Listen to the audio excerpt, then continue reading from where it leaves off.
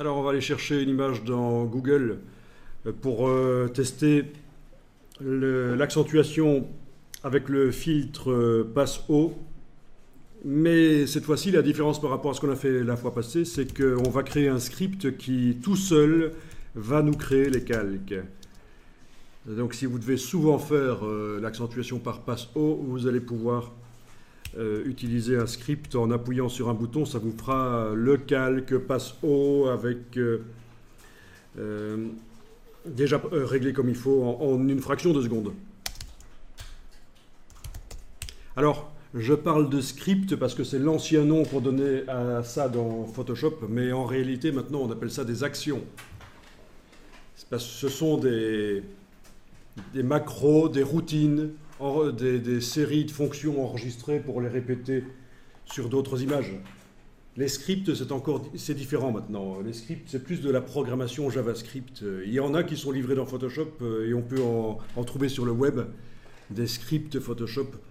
Je vais vous montrer la différence. Donc j'appelle ça des scripts, mais en réalité maintenant ça s'appelle des actions dans Photoshop. On fait la différence entre les routines enregistrées, les séries d'opérations qu'on enregistre, les actions, et les scripts qui sont de la programmation. Et vous ne saurez pas en faire vous-même des scripts, il faut être programmeur, développeur pour Photoshop. Voilà.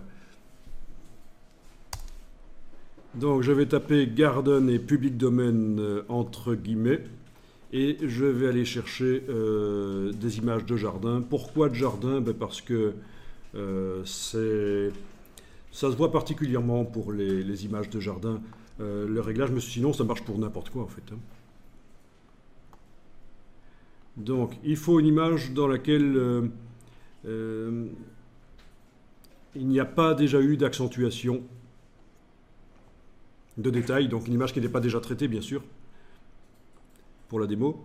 Et alors je vais l'enregistrer sur le bureau dans un dossier que je vais appeler les scripts et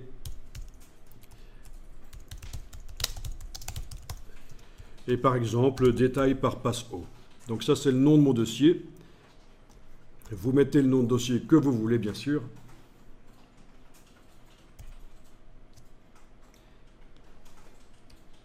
Voilà, et une fois que j'ai l'image, je vais dans Photoshop. Donc sur cette image, on va mettre au point le script et ensuite, en cliquant sur un bouton dans Photoshop, on pourra appliquer le script sur n'importe quelle autre image. Mais on pourra avoir un dossier avec des centaines d'images sur le disque dur et demander à Photoshop de traiter toutes les images du dossier. Ça c'est possible aussi. Donc, soit au cas par cas, on ouvre l'image et on applique le script en appuyant sur un bouton, soit on demande à Photoshop de traiter plein d'images qui sont dans un dossier. C'est ce qu'on appelle le batch ou le traitement par lot.